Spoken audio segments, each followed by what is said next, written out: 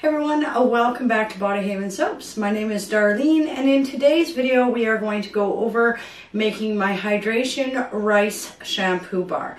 This is a very widely requested tutorial that everybody has been messaging me about. So I have been working on formulating and coming up with this because I didn't actually have this product. However, I am very grateful that I got all the messages, and it encouraged me to formulate this shampoo bar.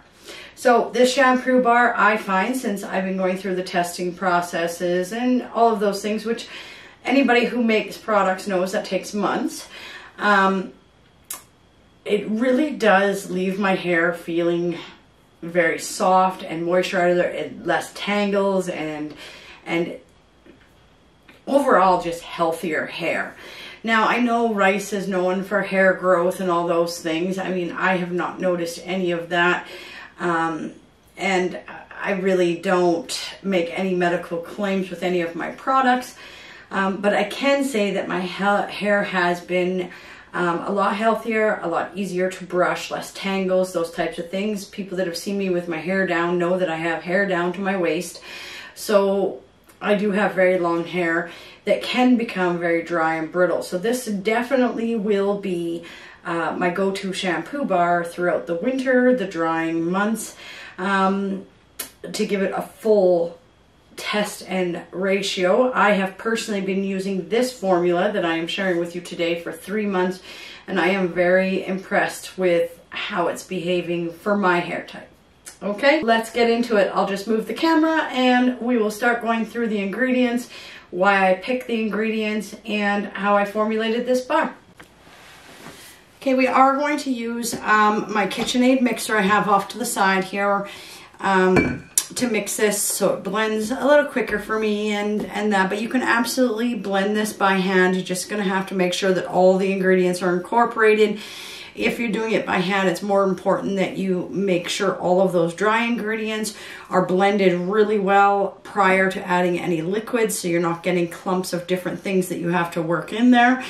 But with the mixer, I mean, I do blend it, but I'm not as fussy about it, simply because the mixer is going to do all the work for me. Okay, so as always, I have all of the ingredients measured out for you. Okay, so for our first ingredient, we have our sodium cocoa isonate, and it's a powder. Now, I usually always have powder on hand. I didn't right now. For some reason, I need to order some more, so I did use my little small blender here that I use in my soap studio for multiple different things. Not even a minute in there, and I broke it down into a fairly good sized powder. Okay, so maybe not as fine a powder as if you buy it, and you can buy it in different granular sizes, but nevertheless I have a nice powder here. Okay, so you can absolutely do that if all you have is noodles. Just break it down. I will also use the sodium cocoa isonate noodles.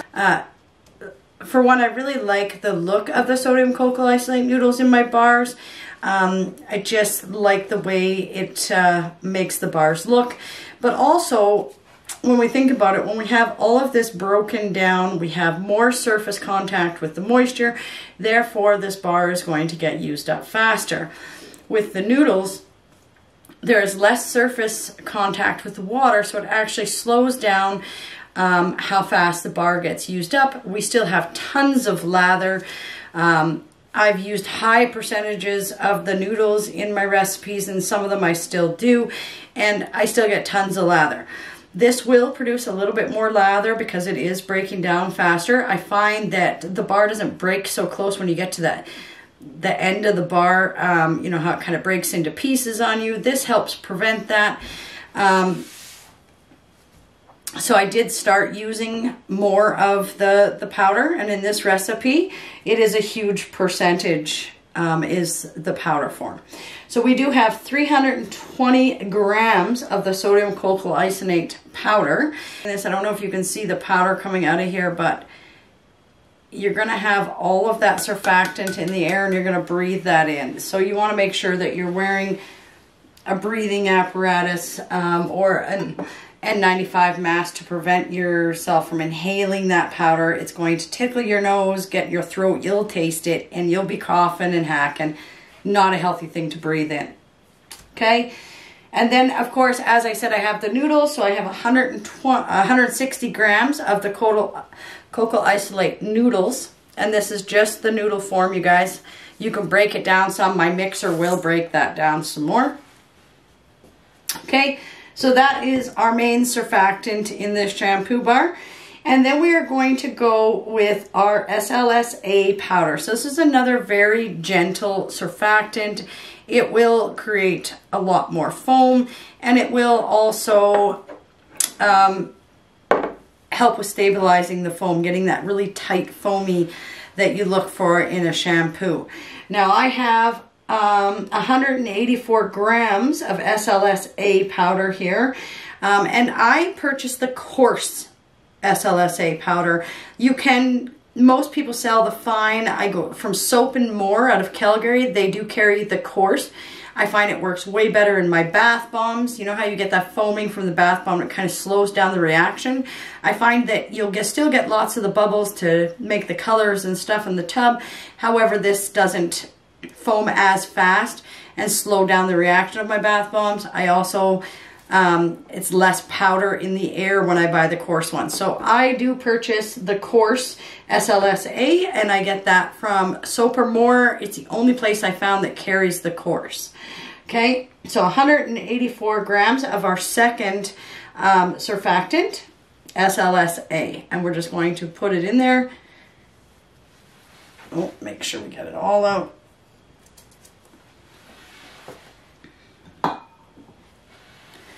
Okay, and the other part of our drying ingredients that we're going to add is going to be our rice starch. Now, don't use white rice flour. Rice flour will make this a gummy, sticky mess because it will absorb lots of the moisture and stuff.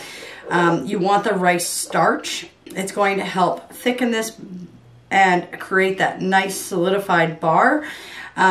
You don't want to go too crazy with this. It will leave a white film in the hair if you get too much in there, because it is a starch, just like if you're using a talc or arrowroot powder or anything like that.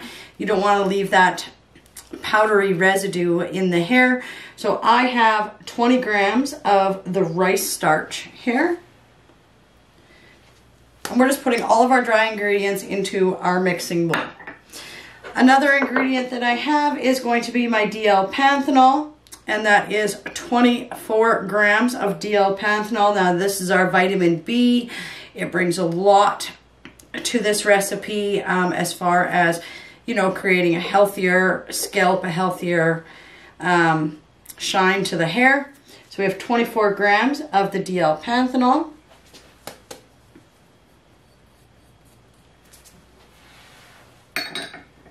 And I like using the powder one. If you have the liquid one, just exchange some of your other liquid for the liquid D-L-panthenol, okay, the vitamin B complex.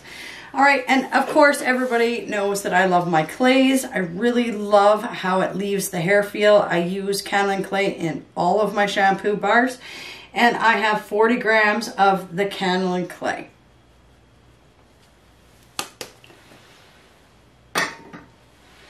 Okay, so now I have all of that in there. I'm just going to get a rubber spatula, and I'm just going to do a light stirring of it because I don't want to stir up too much of that powder.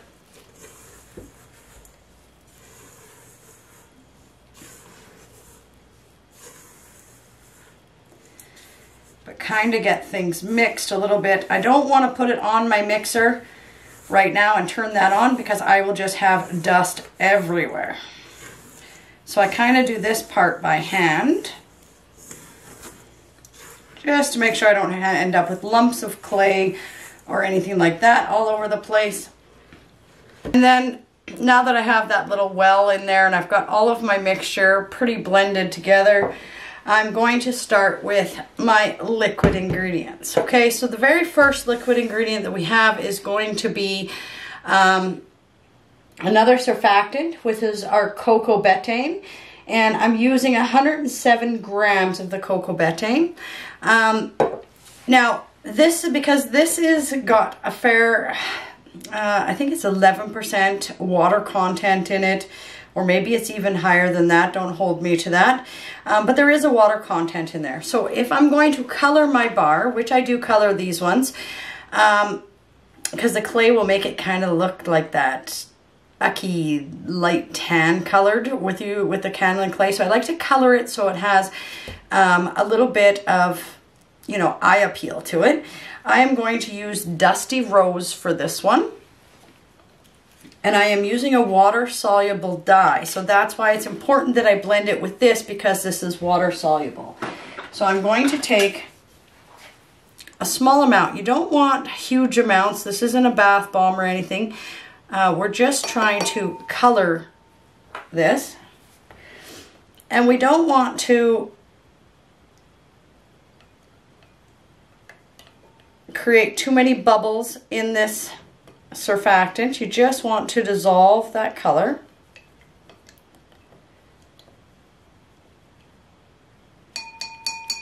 I feel like I need a little bit more by the time it gets into all that mixture to have a nice color.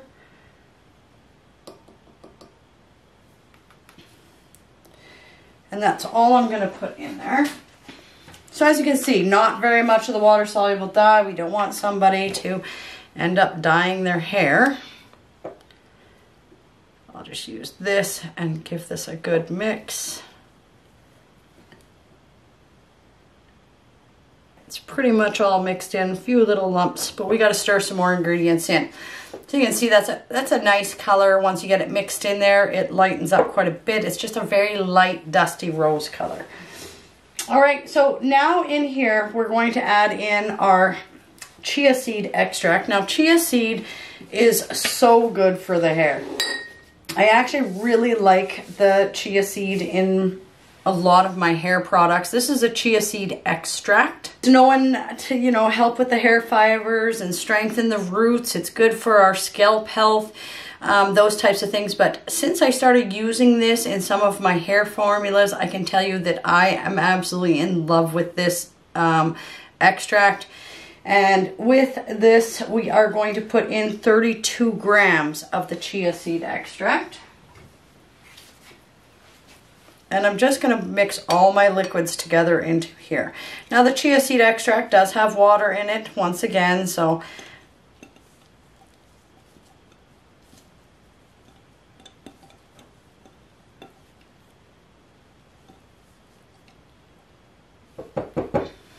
okay, so 32 grams of the chia seed extract.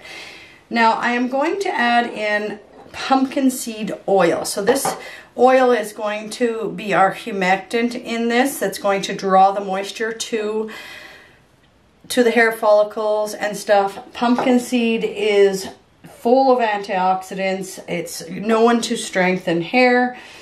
Vitamin B's. It has antifungal properties to it.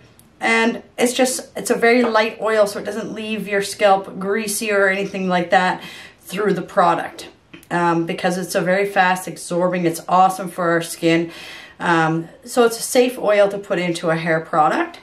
So I have here 40 grams of the pumpkin seed oil. And as we know, this is oil and it's water products that I put in here. So you're going to see the separation. But we're going to mix this with the powders and disperse it all the way through.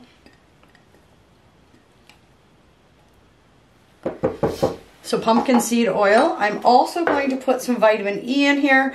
Vitamin E helps with preserving as an antioxidant. It is not a preservative, you guys, but it does help with the oils, preservatives, and things like that, and extend the shelf life of the pumpkin seed oil and stuff that I put in here, because it only has so long of a shelf life. So we're trying to prevent that rancidity of our oils is the purpose of using this. Plus vitamin E is amazing for our skin. So we are going to, including the scalp, guys, and we have here 0.8 grams of vitamin E.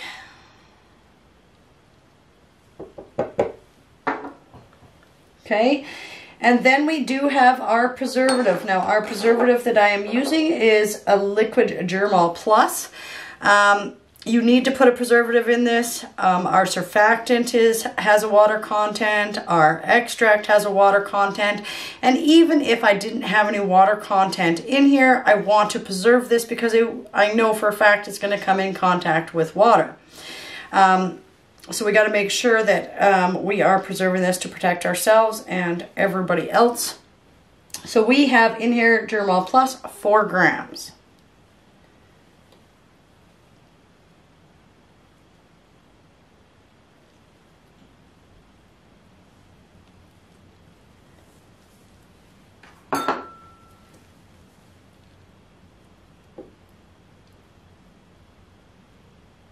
Just going to clean this one off because I think I want to use the smaller one. A little easier to get in here. So that is all of those. The fragrance that I have chosen for this shampoo bar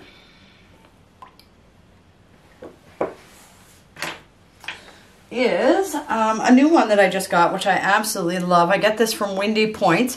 Lavender Spring Apricot. It is a very fresh, light. It's not super strong or anything like that. So, but it's just a very nice, light lavender apricot scent. And we are going to put in 3.2 grams.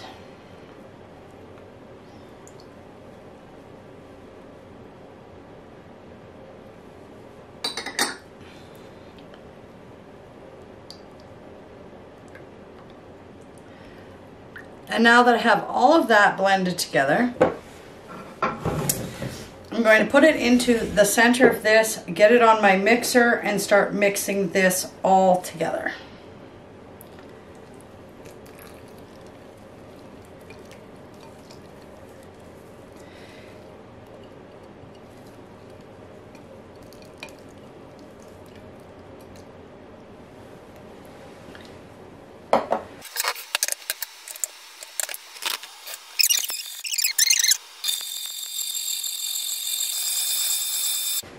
Okay, as you guys can see, this is quite sticky. Now, we've had a lot of rain and stuff, so, you know, it's not too bad. It's going to form. I don't mind this texture. It's a little damp for me, probably because of humidity. I haven't had my dehumidifier running for a week or so. So the humidity in my soap studio is a little higher. Just to help with molding of this would work perfectly fine this way. I have done it this moist before. It's not horrible, but if it's too moist for you, just add some more surfactant of the drier surfactants, your cocoa isonate powder or your SLSA powder. I'm going to add in a little bit just for ease of molding, and that's fine. This recipe really does seem to depend on the humidity for me.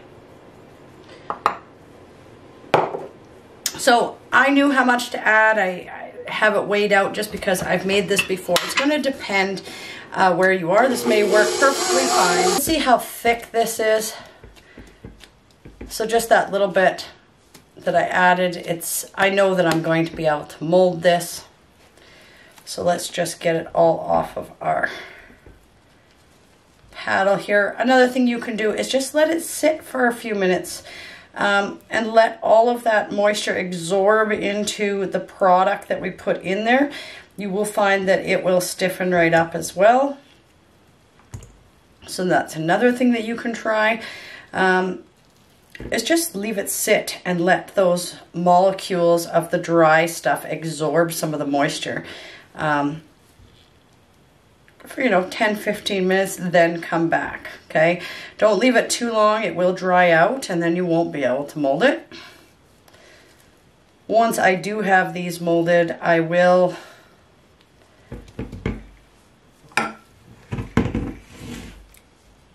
put them on a tray out to dry for probably 3 days.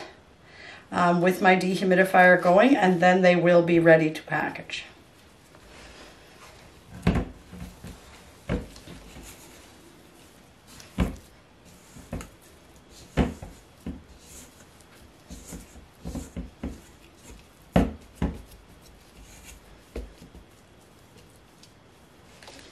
For how sticky it was, you guys, I put in another 30 grams of each of my dry surfactant, so my cocoa isonate powder, and 30 grams of my SLSA. That is what I added to get it to the part where I kind of feel like it's going to be moldable. Now, because a lot of the shampoo bars are pretty sticky, what I tend to do is I just use my little mold and I put, I just seal it in some of this biodegradable plastic to cover it so that it comes off a little easier. So we're just going to just move this out of the way.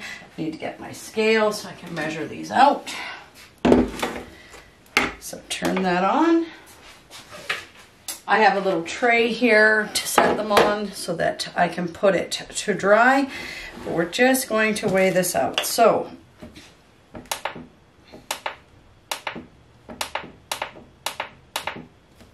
get it to ounce, and I will get and you can see you could mold these by hand. You don't even have to have a press. You could absolutely mold these by hand if you didn't have a press for them. I mean, they may not be perfectly round or anything, but you can absolutely take your time and mold these by hand if you wanted to.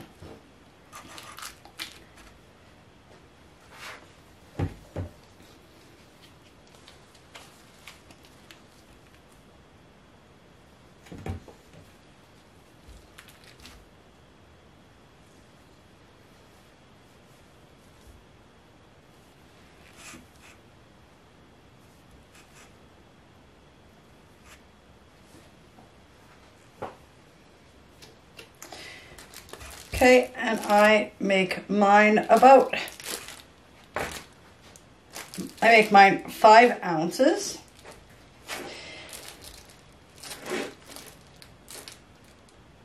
Now I do have my hand press that I could pull out. I have an electric press I could pull out, but I find these, it's just a lot of equipment to pull out, and I don't need all of that. They mold quite easily.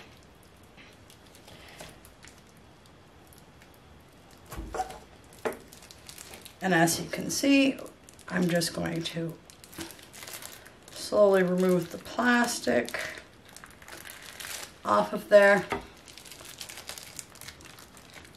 And I have a very nice 5-ounce bar. Okay.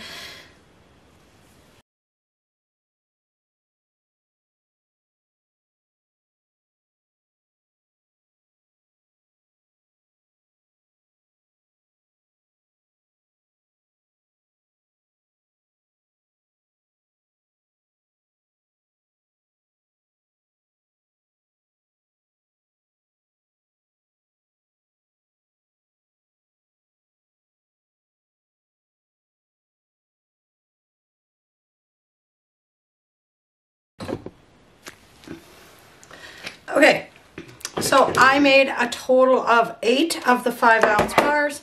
I have a little piece left over, probably from the extra that I put in there. And of course, you're going to lose some onto your mold and stuff. I would say, you guys, now that I got this all done, this is a fairly stiff dough at this point. And then I have a nice little one that I will use for myself. All right. So it's a pretty straightforward, simple recipe, you guys. One that you guys have been requesting. I will leave these dry for the next 3 days with my dehumidifier running at 45. And then I will package and label these and they will be ready to go. All right. So hopefully you guys enjoyed the video and thank you for watching.